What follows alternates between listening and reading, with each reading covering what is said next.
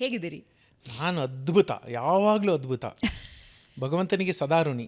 ಏನು ಕೈ ಕಾಲು ಎಲ್ಲೂ ಏನೂ ನೋವಿಲ್ಲ. ಇನ್ನೇನು ಬೇಕು, ಅದ್ಭುತವಾಗಿದ್ದೀನಿ. ಲವ್ಲಿ. ಕೈ ಕಾಲು ಏನು ನೋವು? ಹೌದು, ಅದೇನಾಗುತ್ತೆ ಗೊತ್ತಾ, ನಾವು ಸಾಧಾರಣವಾಗಿರುವಂಥದ್ದು ನಾರ್ಮಲ್ ಆಗಿರೋದನ್ನ ನಾವು ಇವತ್ತು ಆಸ್ವಾದನೆ ಮಾಡೋದು ಬಿಟ್ಬಿಟ್ಟಿದ್ದೀವಿ. ನೋಡಿ, ನೀವೇನು ಮಾಡದೇ ಇದ್ದಾಗ ನಿಮ್ಮ ಕೈಯೋ ಕಾಲೋ ತುಂಬ ನೋವಾಗಕ್ಕೆ ಸ್ಟಾರ್ಟ್ ಆಯಿತು, ಯಾವುದೋ ನಿಮ್ಮ ದೇಹದ ಅಂಗಾಂಗ ಕೈ ಕೊಡ್ತು, ಆವಾಗ ನಮ್ಗೆ ಅದ್ರ ಬೆಲೆ ಗೊತ್ತಾಗುತ್ತೆ. ಅಯ್ಯೋ, ನಾನು ಇಷ್ಟು ದಿನ ಸುಮ್ಮನೆ ಕೊರಗ್ಬಿಟ್ನಲ್ಲ ಅಂತ. ಏನೂ ಇರೋದಿಲ್ಲ, ಓವರ್ ಥಿಂಕಿಂಗು ಮನುಷ್ಯ. ಹೌದು, ಏನೋ ಹಂಗಾಗಿದ್ರಂಗೆ ಬರೀ ಕ್ಯಾಲ್ಕುಲೇಷನ್ನು, ಎಕ್ಸೆಲ್ಲು ತಗೊಂಡ್ಬಿಡ್ತಾರೆ ಜನ, ಏನೇನೋ ಯೋಚನೆ ಮಾಡ್ತಾ ಹೋಗ್ತಾರೆ. ಅದೇ ನೋವು ಬಂದಾಗ ಗೊತ್ತಾಗುತ್ತೆ, ಇಷ್ಟು ದಿನ ನಾನು ಎಷ್ಟು ವ್ಯಾಯಾಮ ಮಾಡಿಬಿಟ್ಟೆ. ಏನೂ ಇಲ್ಲ, ಏನಿರಬೇಕು ಅಂತೇನಿಲ್ಲ, ಸುಮ್ಮನೆ ಖುಷಿಯಾಗಿರ್ಬೋದಲ್ಲ. ಮಕ್ಕಳು ನೋಡಿ, ಮಕ್ಕಳು ಎಷ್ಟು ಖುಷಿಯಾಗಿರ್ತವೆ. ಅವಕ್ಕೇನು ಲಾಟ್ರಿ ಹೊಡೆದಿದ್ಯಾ? ಲಾಟ್ರಿ ಹೊಡೆದಿಲ್ಲ. ಆಯ್ತು, ಏನೋ ಒಂದು ಎಕ್ಸಾಮಲ್ಲಿ 100ಕ್ಕೆ 100 ಬಂದುಬಿಡ್ತಾ, ಏನೂ ಇಲ್ಲ, ಆದರೂ ಸುಮ್ಮನೆ ಖುಷಿಯಾಗಿರುತ್ತವೆ ಮಕ್ಕಳು. ನಾವು ಅಷ್ಟೇ, ದೇಹ ಬೆಳೆದ್ರೂ ಮನಸ್ಸಿನಲ್ಲಿ ನಾವೊಂದು ಮಗುವಿನ ಅಂಶ ಇಟ್ಕೊಂಡ್ಬಿಟ್ರೆ ಅದ್ಭುತ. ನಾನು ಯಾವಾಗಲೂ ನಾನು ಎಂಡ್ ಮಾಡೋದಂಗೆ, ಬದುಕು ಸುಂದರ, ಬ್ಯೂಟಿಫುಲ್. ಒಂದು ವರ್ಷದಲ್ಲಿ ನೀವು ಯಂಗ್ ಆಗಿದ್ದು ಹೇಗೆ? ಎಂಥದ್ದೇನಿಲ್ಲ ಮೇಡಮ್, ಏನಂದರೆ ಹೊಟ್ಟೆಗೆ ಊಟ ಕಡಿಮೆ ಆಗಬೇಕು. ಯಾಕಂದರೆ ನಾವು ಅಷ್ಟು ವ್ಯಯ ಮಾಡೋದಿಲ್ಲ, ಎನರ್ಜಿ ಅದು ನಮಗೆ ಆಸೆ ಅಷ್ಟೇ, ಅದು ದೇಹಕ್ಕೆ ಅಷ್ಟು ಬೇಕಿಲ್ಲ, ಆಸೆ ಆಗುತ್ತೆ. ಸೊ ಈಗ ನಾನು ದಿನಕ್ಕೆ 2 ಹೊತ್ತು ಮಾತ್ರ ಅದಕ್ಕೆ ಊಟ ಹಾಕ್ತೀನಿ ಅಷ್ಟೇ. 2 meals a day ಅಷ್ಟೇ. ಇನ್ನೇನಿಲ್ಲ, ಮಂತ್ರ ಏನಿಲ್ಲ. ನಾವು ಈಗ ಹಣಕಾಸಿನ ವಿಚಾರಕ್ಕೆ ಬರೋದಾಯಿತು ಅಂತಂದರೆ, ನಿಮಗೆ 100 ರೂಪಾಯಿ ಆದಾಯ ಇರುತ್ತೆ, 80 ರೂಪಾಯಿ ಖರ್ಚಿರುತ್ತೆ ಅಂದರೆ 20 ರೂಪಾಯಿ ಉಳಿತು. ಹೀಗೆ ಉಳಿತಾ ಅದೊಂದು ದೊಡ್ಡ ಮೊತ್ತ ಆಗ್ತಾ ಹೋಗುತ್ತೆ ಅಲ್ವಾ? ಈಗ ಊಟದ ವಿಚಾರಕ್ಕೆ ಬಂದರೂ ಅಷ್ಟೇ, ನೀವು 1000 ಕ್ಯಾಲರಿ ತಿಂದಿದ್ದೀರಾ, 800 ಕ್ಯಾಲರಿ ಖರ್ಚು ಮಾಡಿದ್ರಿ ಅಂದರೆ 200, ಅದೆಲ್ಲೆಲ್ಲೋ ಶೇಖರಣೆ ಆಗ್ತಾ ಹೋಗುತ್ತೆ ಅಲ್ವಾ? ಅಷ್ಟೇ, ನೀವು 800 ಕ್ಯಾಲರಿ ಹಾಕಿ ಹೊಟ್ಟೆಗೆ 900 ಕ್ಯಾಲರಿ ಖರ್ಚು ಮಾಡಿ, ಸೊ ಅಲ್ಲಿ -100 ಆಗ್ತಾ ಹೋಯಿತು. ಎಲ್ಲೆಲ್ಲಿ ಇರುತ್ತೆ ಅದೊಂದು ಸ್ವಲ್ಪ ಕರಗ್ತಾ ಹೋಗುತ್ತೆ. ಸೊ ಸಿಂಪಲ್ ಫಾರ್ಮುಲಾ, ಅದು ಹಣ ಇರ್ಬೋದು, ಬದುಕಿರ್ಬೋದು, ಡಯಟ್ ಇರ್ಬೋದು, ಫಾರ್ಮುಲಾ ಸೇಮು, ಅಪ್ಲಿಕೇಶನ್ ಅಷ್ಟೇ ಇಂಪಾರ್ಟೆಂಟ್. ಎಲ್ಲಿ ಉಳಿಸ್ಬೇಕು, ಎಲ್ಲಿ ಉಳಿಸ್ಕೋಬಾರ್ದು ಅನ್ನೋದು ಗೊತ್ತಿರಬೇಕು ಅಷ್ಟೇ. But you look more young ಹೋದ ವರ್ಷಕ್ಕಿಂತ ಈ ವರ್ಷಕ್ಕೆ. So kind of you, thank you. Social ಮೀಡಿಯಾದಲ್ಲಿ ಹಣಕಾಸಿನ ವಿಷಯದಲ್ಲಿ ಅದ್ಭುತವಾಗಿ ಥಾಟ್ಸನ್ನು ಬದಲಾವಣೆ ಮಾಡೋದು ಅಂದರೆ ಅದು ಮೂಕನಹಳ್ಳಿ ಅವರಿಂದ ಮಾತ್ರ ಸಾಧ್ಯ ಅಂತ ಬಹಳಷ್ಟು ಜನ ನನಗೆ ಹೇಳ್ತಾ ಇದ್ರು. ಆ್ಯಂಡ್ ಅಫ್ಕೋರ್ಸ್ ಕಳೆದ ಪಾಡ್ಕಾಸ್ಟ್ನಲ್ಲೂ ಕೂಡ ಬಹಳ ಸರಳವಾಗಿ ಜನ ಹೇಗೆ ಉಳಿಸ್ಬಹುದು ಅನ್ನೋದನ್ನ ಹೇಳ್ತಾ ಇದ್ರಿ. ಆದರೆ ಇವತ್ತಿನೊಂದು ಚೂರು ಮುಂದಕ್ಕೆ ಹೋಗೋಣ. ಉಳಿಸೋದು ಜೊತೆಗೆ ಗಳಿಸ್ಕೊಳ್ಳೋದ್ರ ಜೊತೆಗೆ ನಡೆಸೋದು ಹೇಗೆ ಅನ್ನೋದನ್ನ ತಿಳಿತಾ ಹೋಗೋಣ. ನೀವು ಹೇಳ್ತಾ ಇದ್ರಿ, ಯಾವುದನ್ನ ಯಾವ ದೃಷ್ಟಿಕೋನದಲ್ಲಿ ನೋಡಿದ್ರೆ ಏನು ವರ್ಕ್ ಆಗುತ್ತೆ ಅನ್ನೋದ್ರ ಬಗ್ಗೆ ನಾವು ತಿಳ್ಕೊಬೇಕು ಅಂತ. ಅದು ಊಟ ಆಗಿರಲಿ, ದುಡ್ಡಾದರೂ ಆಗಿರಲಿ ಅಂತ. ಆದರೆ ಎಲ್ಲವೂ ಸರಿಯಾಗಿರ್ಬೇಕಾದ್ರೆ ಜೀವನದಲ್ಲಿ ಏನು ಮುಖ್ಯ?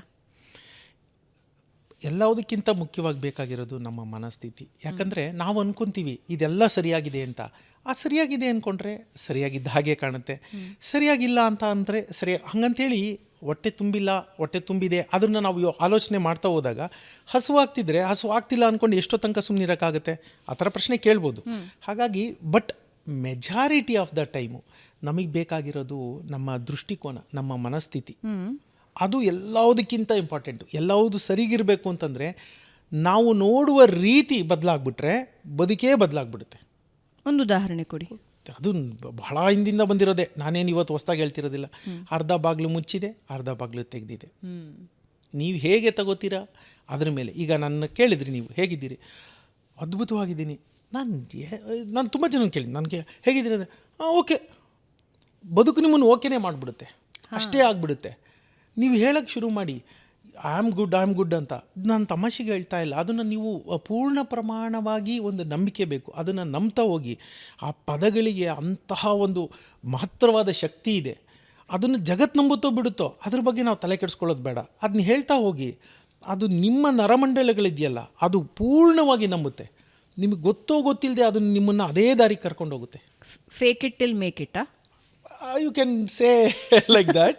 ಬಟ್ ನಾನು ಹೇಳೋದು ಫೇಕ್ ಮಾಡೋ ಅವಶ್ಯಕತೆಯೂ ಅಂತ ಏನಿಲ್ಲ. ನಾನು ಹೇಳೋದು ಏನಂತಂದರೆ ಪೂರ್ಣ ಪ್ರಮಾಣವಾಗಿ ಒಂದು ಅದನ್ನು ನಂಬಬೇಕು. ಇದಕ್ಕೊಂದು ಸಣ್ಣ ಉದಾಹರಣೆಯಾಗಿ ಒಂದು ಕಥೆ ಇದೆ, ಅದು ನಿಮ್ಗೆ ಗೊತ್ತೇ ಇರುತ್ತೆ. ಎಗೈನ್, ನಂದು ಅಂತ ಈ ಭೂಮಿ ಮೇಲೆ ಏನೂ ಇಲ್ಲ, ಎಲ್ಲ ಮಹಾತ್ಮರಾಗಲೇ ಹೇಳೋಗ್ಬಿಟ್ಟಿದ್ದಾರೆ.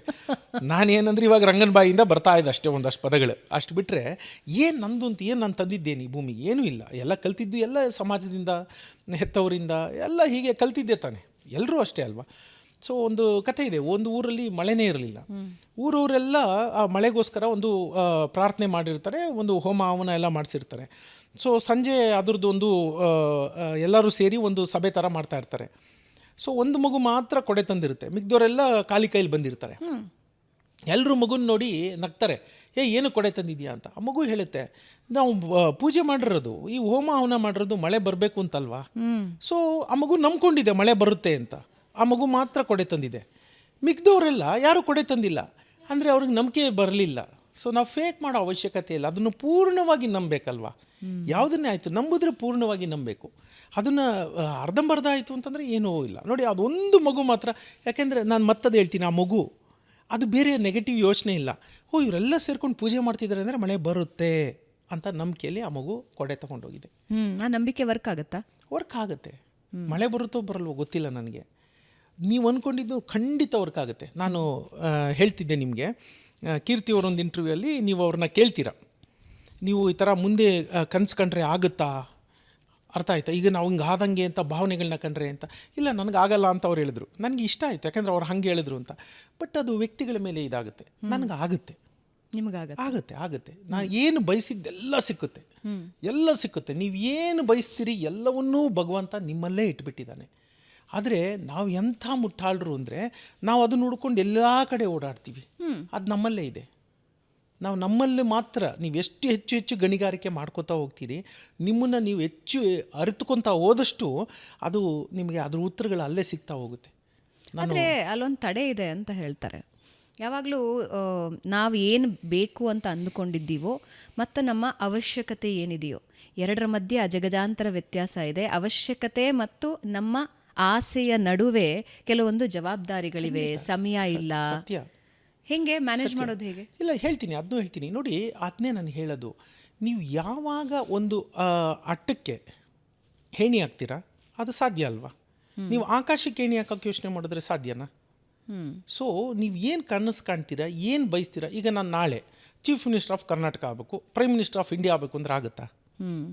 ನೀವು ಕಾಣುವ ಕನಸುಗಳು ನೀವ್ಯಾರು ಅನ್ನೋದಕ್ಕೆ ಅನುಗುಣವಾಗಿರಬೇಕು. ನನ್ನ ಯೋಗ್ಯತೆ ಏನು ಅನ್ನೋ ಅರಿವು ನನಗಿರಬೇಕು. ಇವತ್ತಿನ ದಿನ ಏನಾಗಿದೆ ಅಂದರೆ ನಾವ್ಯಾರು ಅನ್ನೋದು ನಮಗೆ ಪೂರ್ಣ ಪ್ರಮಾಣವಾಗಿ ಗೊತ್ತಿಲ್ಲ, ನಮ್ಮನ್ನು ನಾವೇ ಅರ್ಥಕೊಂಡಿಲ್ಲ. ಮತ್ತು ನಿಮಗೆ ರಿಸಲ್ಟ್ ಹೆಂಗೆ ಬರ್ತದೆ? ನಮ್ಮನ್ನು ನಾವು ಅರ್ಥಕೊಳ್ಳೋದು ಅಂದರೆ ನಮ್ಮ ಒಳಗಡೆ ಹೋಗಬೇಕು, ಗಣಿಗಾರಿಕೆ ಮಾಡ್ಕೊತಾ ಹೋಗ್ಬೇಕು. ನಾವು ನಮಗೆ ಗೊತ್ತಿರೋದಕ್ಕಿಂತ ಅತಿ ಹೆಚ್ಚು ಬುದ್ಧಿವಂತರು, ಶಕ್ತಿಶಾಲಿಗಳು ಹೌದು. ಆದರೆ ನಮ್ಗೆ ಅದು ಗೊತ್ತೇ ಇಲ್ಲ. ನಮಗೇನು ಬೇಕು ಅನ್ನೋದನ್ನು ನಾವು ಸರಿಯಾಗಿ ಕೇಳೋದೇ ಇಲ್ಲ.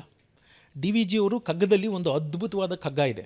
ಆ ಕಗ್ಗ ಪೂರ್ಣ ನನ್ನ ಬಾಯಿಗೆ ಬರೋದಿಲ್ಲ, ಆದರೆ ನಾನು ಅದ್ರ ಸಾರಾಂಶ ನಿಮ್ಗೆ ಹೇಳ್ತೀನಿ.